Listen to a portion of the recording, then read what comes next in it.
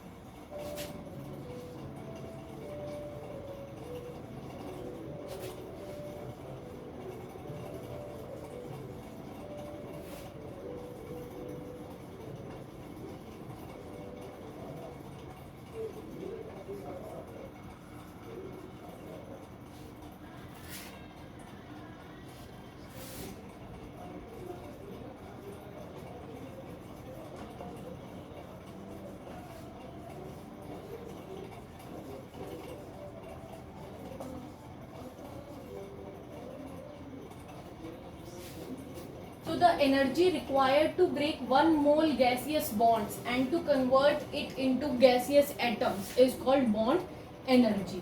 जैसे कि अगर मैं बात करूं हाइड्रोजन की, तो अगर मैं इसका एक बॉन्ड तोड़ दूं तो इसको मैं क्या कहूंगी, बॉन्ड एनर्जी।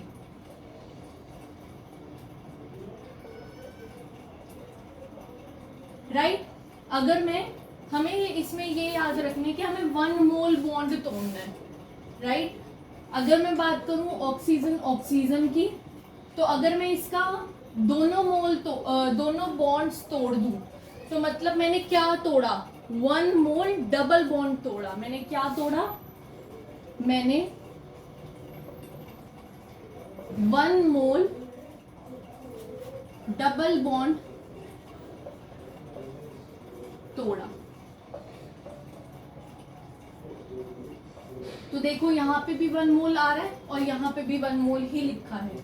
अगर मैंने नाइट्रोजन को लिया और मैंने इसके तीनों बॉन्ड्स को तोड़ दिया तो मैंने क्या तोड़ा, 1 मोल ट्रिपल बॉन्ड तोड़ा।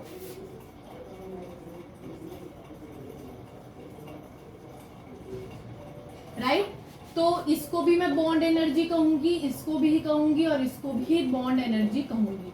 यानी कि जितनी एनर्जी मुझे इसके तीनों बॉन्ड्स को तोड़ने में लगी है वो एनर्जी क्या होगी, बॉन्ड एनर्जी होगी। जितने एनर्जी मुझे इसके दोनों बॉन्ड्स को तोड़ने में लगी है वो पूरी एनर्जी क्या होगी, बॉन्ड एनर्जी होगी। यहाँ पे भी सेम चीज, जितनी एनर्जी मुझे इसके एक सिंगल बॉन्ड को तोड़ने में लगी है वो पूरी क्या होगी, इसकी बॉन्ड एनर्जी होगी। Right,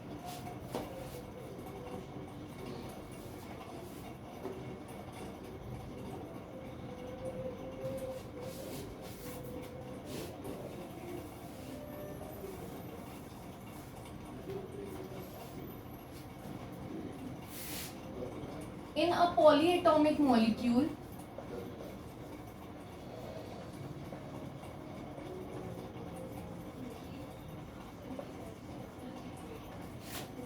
energy required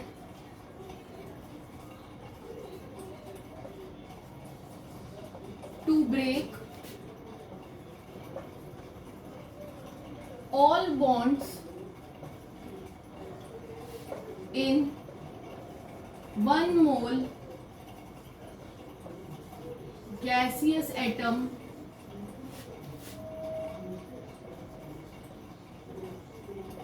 and to convert it gaseous molecules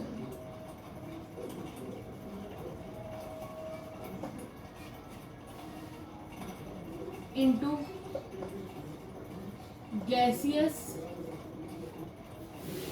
atoms is called bond dissociation energy. Just for example, CH4, right, methane. तो CH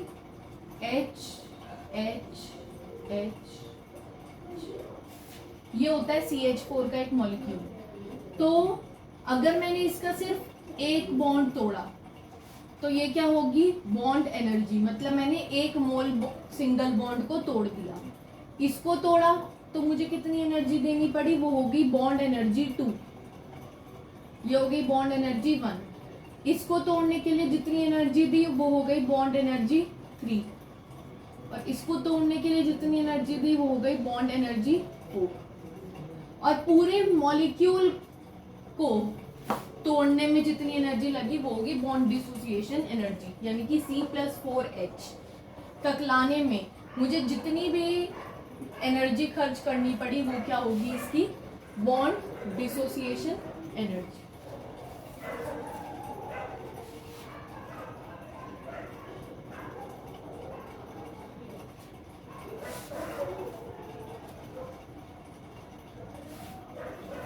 तो सिंपली बॉन्ड डिसोसिएशन एनर्जी क्या होगी, यहां से BE1 plus BE2 plus BE3 and plus BE4। ये याद रखना है कि इस वाले सिंगल बॉन्ड को तोड़ने में और इस वाले सिंगल बॉन्ड को तोड़ने में अलग अलग एनर्जी देनी पड़ती है। ये नहीं कि ये भी कार्बन हाइड्रोजन के बीच में, ये भी कार्बन हाइड्रोजन के बीच में, तो सेम एनर्जी देनी पड़ेगी, नो, ऐसा नहीं होता। तो बॉन्ड डिसोसिएशन एनर्जी सिंपली क्या होगी, BE1 plus BE2 plus BE3 and plus BE4।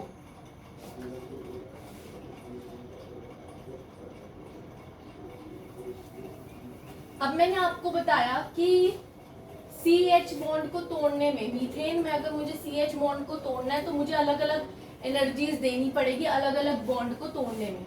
तो मैं, अगर कोई मुझसे पूछे कि इसकी बॉन्ड एनर्जी कितनी है, तो मैं क्या बताऊंगी, एवरेज ऑफ बॉन्ड एनर्जीज बता दूंगी। मान लीजिए मुझसे क्वेश्चन आया, what is the bond dissociation energy of methane molecule, तो मैंने लिख दिया bond dissociation energy is equal to BE1 plus BE2 plus BE3 plus BE4। और मुझसे पूछे what is the bond energy, तो मैं क्या बोलूंगी, मैं BE1 को बोलूंगी तो BE2, 3 और 4 नाराज हो जाएंगे कि हमें क्यों नहीं बोला बॉन्ड एनर्जी, राइट। तो हम क्या लेते हैं, अगर मुझे कभी भी ऐसे केस में बॉन्ड एनर्जी बतानी होती है तो हम इसका एवरेज ले लेते हैं, BE1 प्लस BE2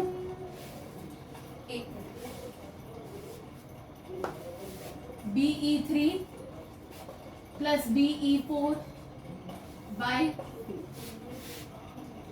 और ये पूरी टर्म तो क्या है, ये पूरी टर्म तो बॉन्ड डिसोसिएशन एनर्जी है।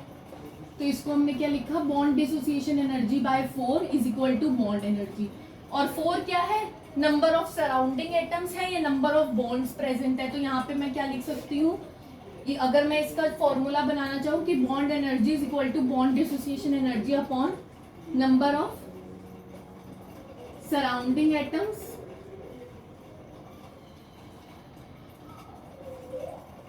या नंबर ऑफ बॉन्ड्स।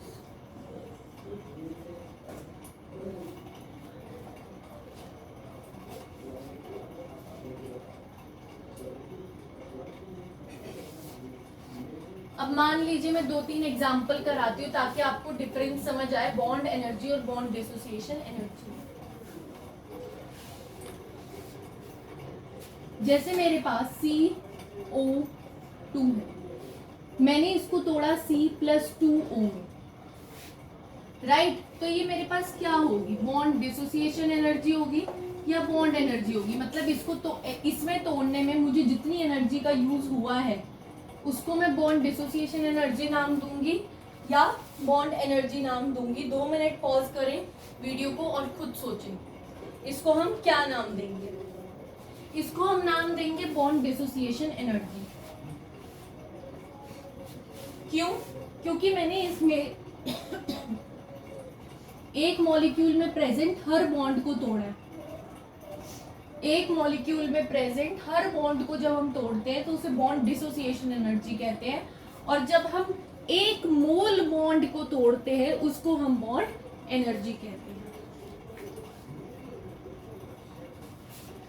एक ये पॉइंट कि बॉन्ड एनर्जी और बॉन्ड डिसोसिएशन एनर्जी हमेशा पॉजिटिव होते हैं, मतलब हमें ये एनर्जीज हमेशा देनी पड़ती हैं, ये रिलीज नहीं होती।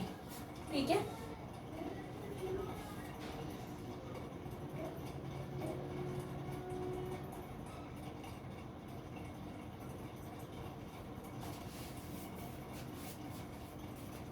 अब डेल्टा एच ऑफ रिएक्शन अगर मुझे बताना हो तो बॉन्ड एनर्जी ऑफ रिएक्टेंट का समेशन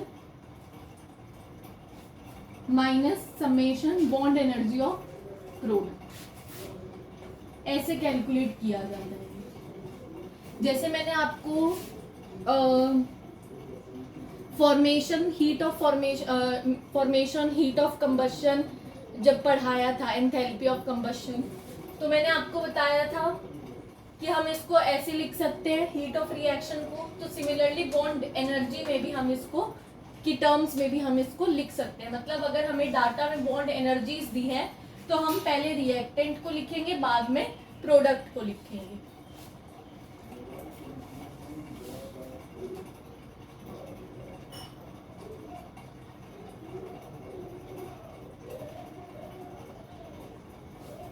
जैसे कि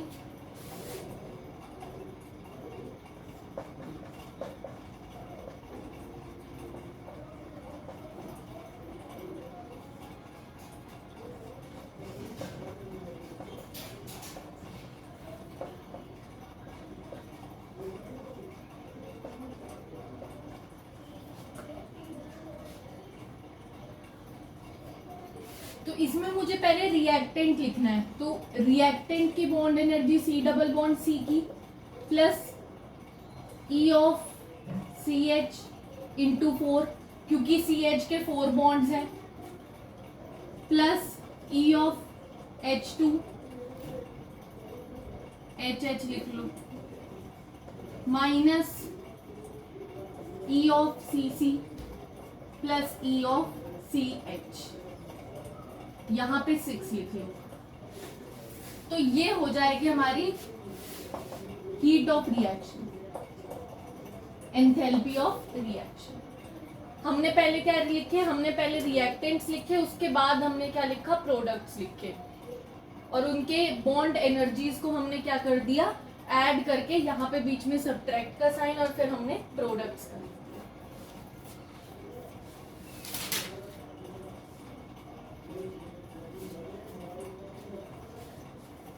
नेक्स्ट जो हमारा है वो है हीट ऑफ सॉल्यूशन।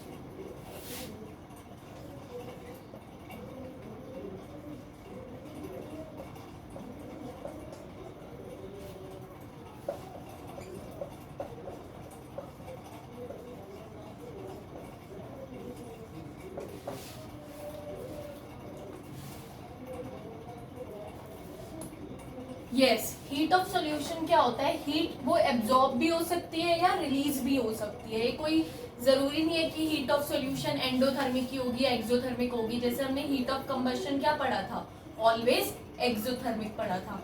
इसमें ऐसा कोई हार्ड एंड फास्ट रूल नहीं है।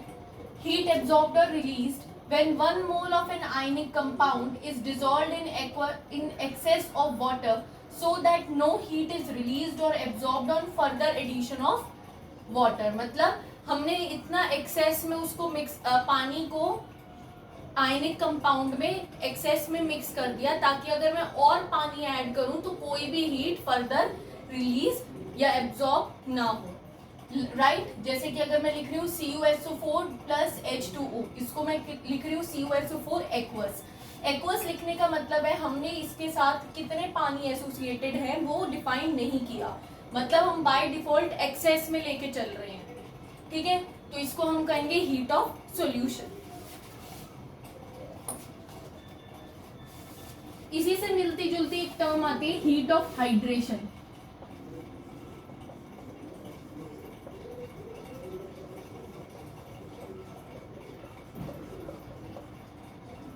मान लीजिए अगर मैं इसी को मैं ऐसे लिख देती,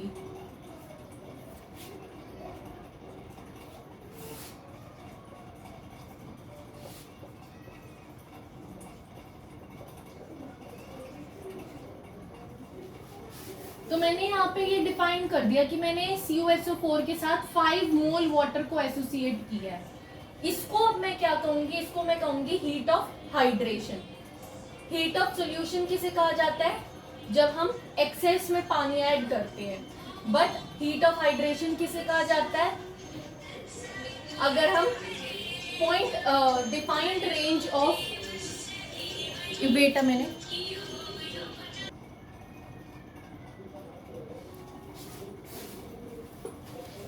रिज्यूमिंग द लेक्चर, अगर हम इसमें 5 को दिखा रहे हैं कि हमने इतने ही मोल वाटर को एसोसिएट किया है तो वो हो जाएगा हीट ऑफ हाइड्रेशन, और अगर हम एक्सेस में कर रहे हैं तो वो हो जाएगा हीट ऑफ सॉल्यूशन। इसके बाद जो हमारी हीट की टाइप बचती है वो है हीट ऑफ हाइड्रोजिनेशन। इसका भी हम सिंपल एग्जांपल से ही देख लेते हैं।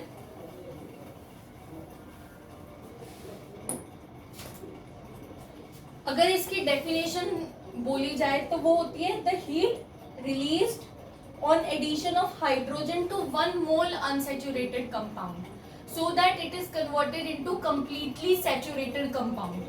देखिए हम सैचुरेटेड और अनसैचुरेटेड वर्ड अगर हम थोड़ा पता हो आपको तो हम क्यों यूज करते हैं। सैचुरेटेड का मतलब होता है, जिस सैचुरेटेड सॉल्यूशन आपने सुना होगा, Saturated solution is that solution in which no more solute can be added at a particular temperature। हम टेम्परेचर बढ़ा के तो ऐड कर सकते हैं, सुपर सेचुरेटेड बना सकते हैं, बट उस एक पर्टिकुलर टेम्परेचर पे हम अगर और सोल्यूट ऐड ना कर सके तो हम उसको क्या कहते हैं, सेचुरेटेड सॉल्यूशन कहते हैं। राइट, तो अब आपको ये याद रखना है कि सेचुरेटेड का मतलब क्या होता है, जब हम कोई चीज ऐड और ना कर सके।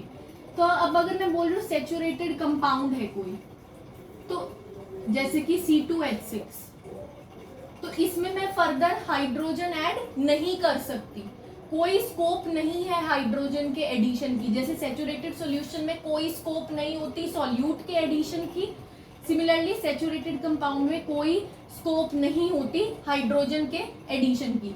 यही मैं बात करूँ C2H4, तो इसमें मैं हाइड्रोजन ऐड करके C2H6 बना सकती हूँ, तभी इसका नाम अनसेचुरेटेड पड़ा। अनसेचुरेटेड सॉल्यूशन जैसे होता है जिसमें हम और सॉल्यूट ऐड कर सकते हैं, सिमिलरली अनसेचुरेटेड कंपाउंड वो कंपाउंड होते हैं जिनमें हम और हाइड्रोजन ऐड कर सकते हैं ताकि हम उनको सेचुरेटेड कंपाउंड में कन्वर्ट कर सके। और अगर मैं यहाँ 1 मोल लिख दूं कि मैं सिर्फ 1 मोल कंपाउंड को कन्वर्ट कर रही हूँ सेचुरेटेड में, तो उस वाली एंथैल्पी को हम क्या कह देते हैं, सिंपली हीट ऑफ हाइड्रोजिनेशन।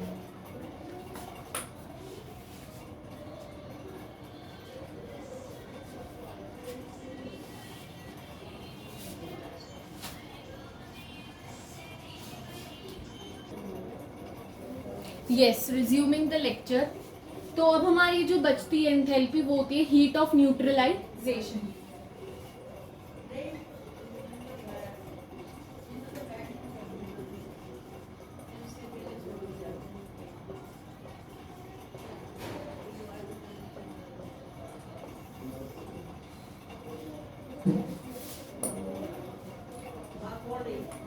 इसकी अगर हम डेफिनेशन बोलें तो वो सिंपली क्या होती है, heat release when 1 gram equivalent acid is completely neutralized by 1 gram equivalent of base। मतलब 1 ग्राम इक्विवेलेंट एसिड अगर 1 ग्राम इक्विवेलेंट बेस से न्यूट्रलाइज हो रहा है तो उस टाइम पे जो हीट रिलीज होगी वो क्या कहलाएगी, हीट ऑफ न्यूट्रलाइजेशन कहलाएगी। इसको एक बार लिख लेते हैं।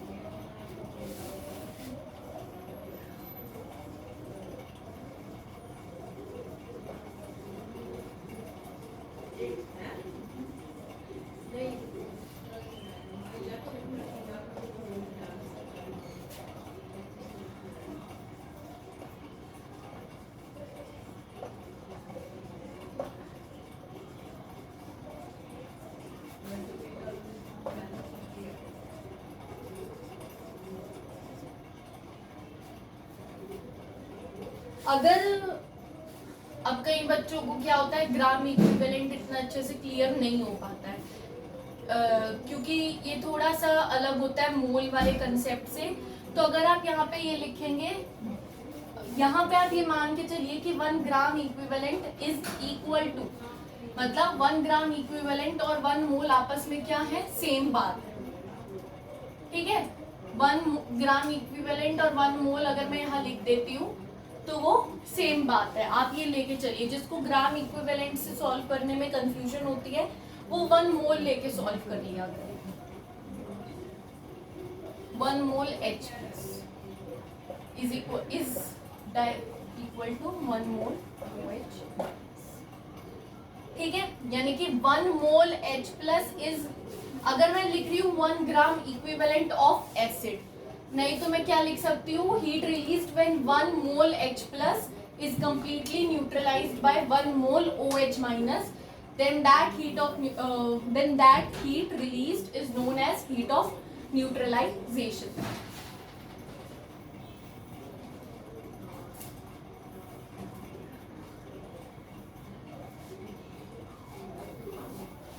जैसे कि अगर हम बात करें HCl प्लस NaOH की, तो इसमें NaCl प्लस H2O बनता है।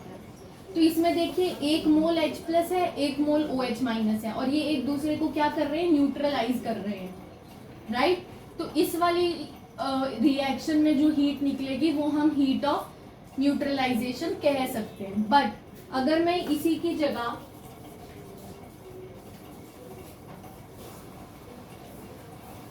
H2SO4 ले लूं,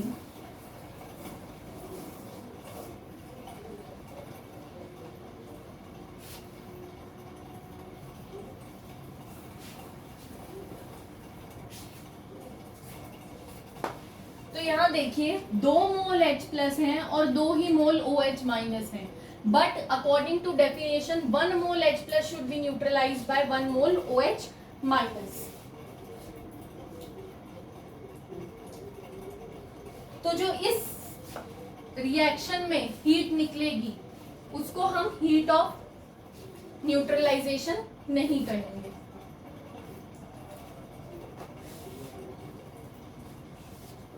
बट अगर मैं इसी रिएक्शन को ऐसे लिख देती कि half H2SO4 plus NaOH giving Na2SO4 plus H2O, तो यहाँ पे क्या हो जाता है, 1 मोल H प्लस हो जाता और 1 मोल OH माइनस हो जाता। हाँ, अब ये हमारी डेफिनेशन के अकॉर्डिंग ठीक बैठ रहा है। तो इस वाली रिएक्शन में जो हीट रिलीज होगी वो हीट ऑफ न्यूट्रलाइजेशन कहलाई जाएगी।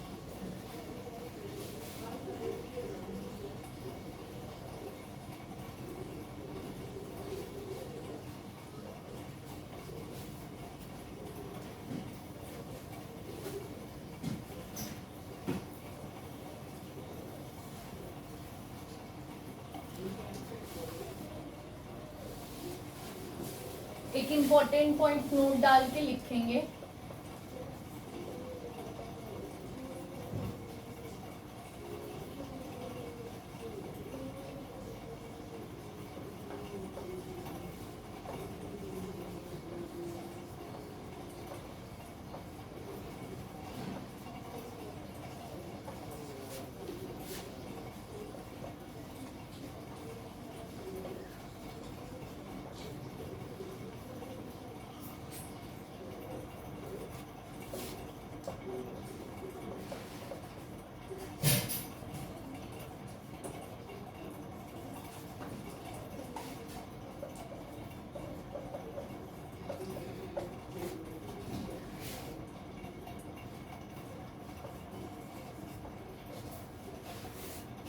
Heat of neutralization of strong acid and strong base is minus 13.7 kilo calorie पर इक्विवेलेंट और माइनस 57.3 किलो जूल पर इक्विवेलेंट। ये एक डाटा है जो याद रखना है, क्वेश्चन सॉल्विंग में इंपॉर्टेंट होता है ये।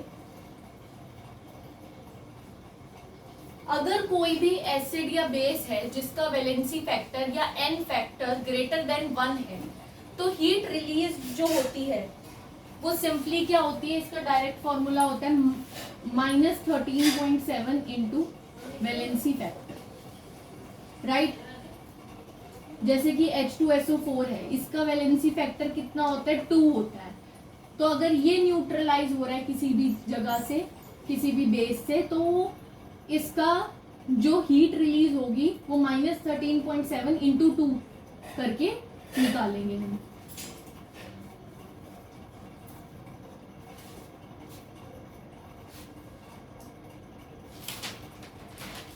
तो इसी के साथ हीट सारी कंप्लीट होती है। अब हमारे बचते हैं लॉज ऑफ थर्मोकेमिस्ट्री, जो मैं वर्बली बता रही हूँ, राइट। एक होता है लैप्लेस एंड लेवोशियर लॉ।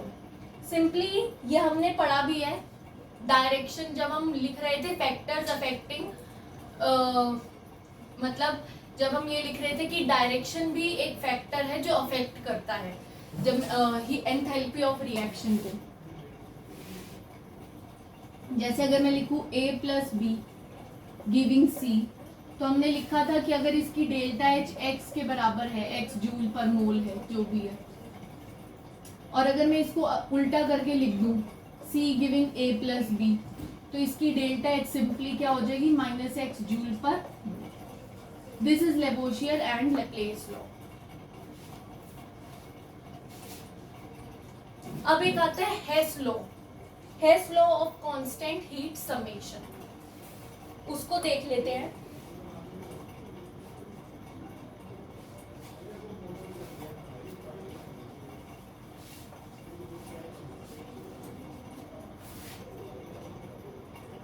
मान लीजिए मैं A से B जा रही हूँ और मेरा एंथैल्पी H1 है। अब मैंने ये रूट यूज किया, पहले मैं C में गई, C में कन्वर्ट हुई, फिर मैं B में कन्वर्ट हुई, तो यहाँ पे H2 रिलीज हुई, यहाँ पे H3 रिलीज हुई। मैं पहले D में गई, फिर मैं E में गई, फिर मैं B में गई, तो यहाँ पे मेरी डेल्टा H4 आई, डेल्टा H5 आई और यहाँ पे डेल्टा H6 आई। तो हेस लॉ क्या कहता है कि डेल्टा H1 जो होगी वो किसके बराबर होगी, H2 प्लस H3 के, और H2 और H3 किसके बराबर होगा, H4 प्लस H5 और H6 के।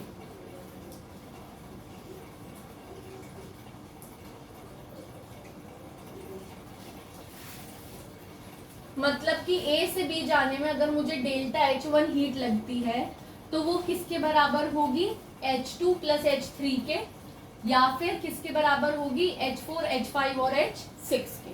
This is simply Hess law. तो इसी के साथ हमारा थर्मोकेमिस्ट्री होता है खत्म।